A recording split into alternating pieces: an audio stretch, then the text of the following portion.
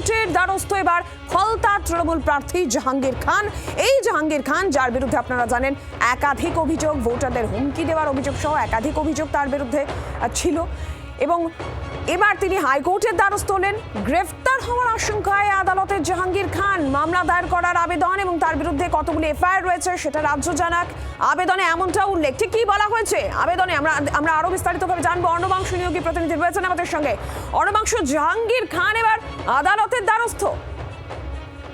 দেখো, একদমই জাহাঙ্গীর খান, যিনি নিজেকে পুষ্পা বলেছিলেন, সেই জাহাঙ্গীর খান ফলতার তৃণমূল প্রার্থী, তিনি কলকাতা হাইকোর্টের দ্বারস্থ হয়েছেন।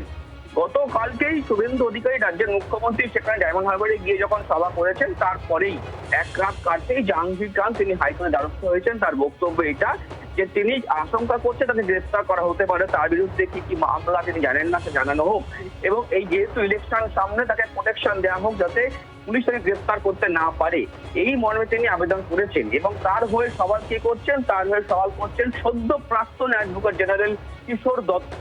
কিশোর দত্ত জাহাঙ্গীর খানের হয়ে তিনি সওয়াল করেছেন, মামলা করছেন।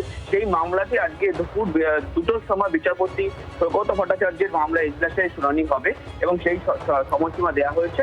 এবং জাহাঙ্গীর খান তিনি আশঙ্কা করছেন তাকে গ্রেফতার করা হতে পারে, তার বিরুদ্ধে একাধিক অভিযোগ যখন উঠছে সেই জায়গা দাঁড়িয়ে এই অভিযোগের পরিপ্রেক্ষিতে পুলিশ অ্যাকশন নিতে পারে, এই আশঙ্কা থেকে তার এই মামলা পরে তার বক্তব্য এটাই তাকে প্রোটেকশন দেওয়া হোক, এই মর্মে তিনি আবেদন করেছেন হাইকোর্টে।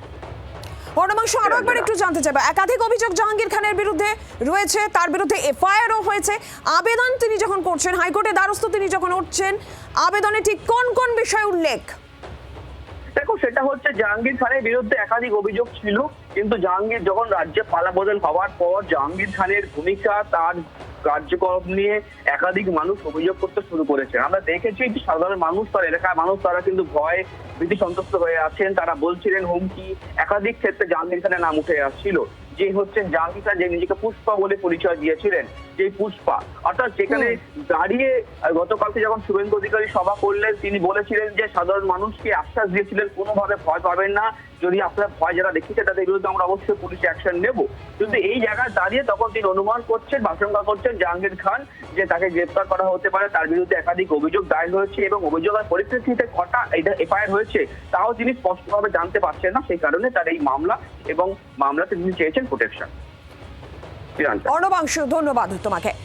ফলতা তৃণমূল প্রার্থী জাহাঙ্গীর খান এবার হাইকোর্টের দ্বারস্থ। আমরা একটু রাজনৈতিক প্রতিক্রিয়া নিয়ে। রাজ্য বিজেপির প্রধান মুখপাত্র দেবজিৎ সরকার আমাদের সঙ্গে রয়েছেন এই মুহূর্তে টেলিফোন লাইনে। দেবজিৎ বাবু, গ্রেফতার হওয়ার আশঙ্কা এবার আদালতের দ্বারস্থ জাহাঙ্গীর খান এবং তার বিরুদ্ধে কতগুলো এফআইআর সেই সমস্তটাও তিনি জানতে চাইছেন এবং তার ভিত্তিতে রক্ষা কবচের আবেদনও তিনি করছেন, কি বলবেন?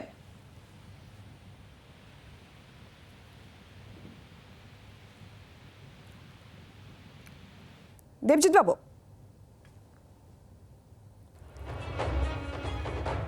আমরা আবারও যোগাযোগ করার চেষ্টা করছি। ফলতা তৃণমূল কংগ্রেস প্রার্থী জাহাঙ্গীর খান, যার বিরুদ্ধে একাধিক অভিযোগ, যার বিরুদ্ধে এফআইআর, ভোটারদের হুমকি দেওয়ার অভিযোগ সহ একাধিক অভিযোগ, এবার তিনি হাইকোর্টের দ্বারস্থ হলেন। গ্রেফতার হতে পারেন এই আশঙ্কা, তার এই আশঙ্কা এবার আদালতের দ্বারস্থ জাহাঙ্গীর খান। আমরা আবারও দেবজিৎ সরকারের সঙ্গে যোগাযোগ করতে পেরেছি, রাজ্য বিজেপির প্রধান মুখপাত্র। দেবজিৎ বাবু, জাহাঙ্গীর খান আদালতের দ্বারস্থ, গ্রেফতার হওয়ার আশঙ্কা, এরই পাশাপাশি তার বক্তব্য, তার বিরুদ্ধে যে কতগুলি এফআইআর রয়েছে সেটাও জানানো হোক এবং তার ভিত্তিতে তিনি রক্ষা কবচের আবেদনও করছেন, কি বলবেন? এত রক্ষা কবচের দরকার কি? 4 তারিখের পরে নাকি ডিজে বাজবে শুনেছিলাম, এখন দিল্লির বাবার তো দরকার নেই, কমসে কম কালীঘাটের দাদাকে তো ডাকো। আর দ্বিতীয়ত একটা কথা, যে কত অন্যায় করেছো বললেই তো, মনে পড়ে গেলেই তো সব কতগুলো এফআইআর হয়েছে মনে পড়ে যাবে। কাজ আর কারণ, কজ অ্যান্ড এফেক্ট তো একে অন্যের সঙ্গে জড়িত। ওনার কি মনেই নেই আসলে উনি কত অপরাধ করেছেন, সেই জন্য এফআইআর কত হবে সেটা উনি বুঝে উঠতে পারছেন না।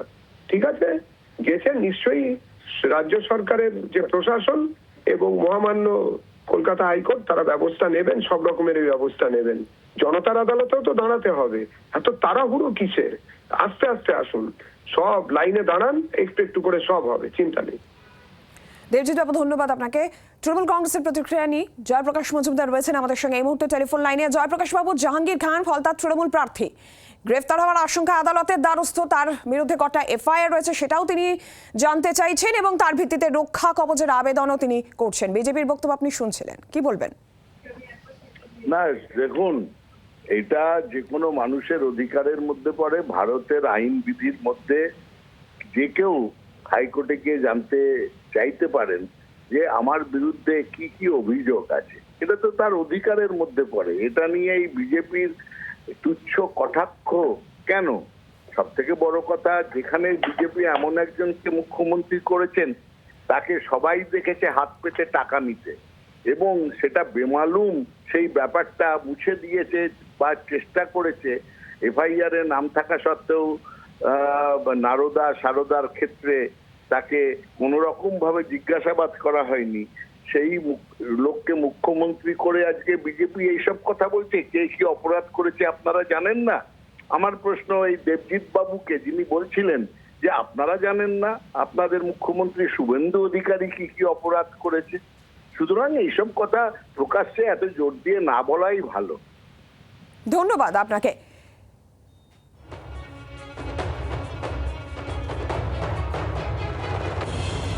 আর এবার আপনাদের শোনাই, মুখ্যমন্ত্রী শুভেন্দু অধিকারী যখন ফলতায় গিয়েছিলেন, তিনি যদিও ভোটারদের আশ্বস্ত করেছেন, ভয় না পাওয়ার কথা বলেছেন। জাহাঙ্গীর খান প্রসঙ্গে কি বলেছিলেন শোনাই। কোথায় পুষ্পা?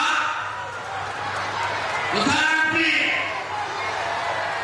দেখতে পাওয়া যাচ্ছে না? 2021 পোস্ট-পোল ভায়োলেন্স, জাতীয় মানবাধিকার কমিশন 19 জনকে নটোরিয়াস ক্রিমিনাল ঘোষণা করেছিল, যার মধ্যে এই ভাইপোর জাহাঙ্গীরও ছিল। আমার উপর ছেড়ে দিন, আমার উপর ছেড়ে দিন, আমি ওর দায়িত্বটা নিয়ে গেলাম। আমার উপর ছেড়ে দিন, ছেড়ে দিন আমার উপরে। বাংলার আওয়াজ, বাঙালির আবেগ, জি 24 ঘন্টা।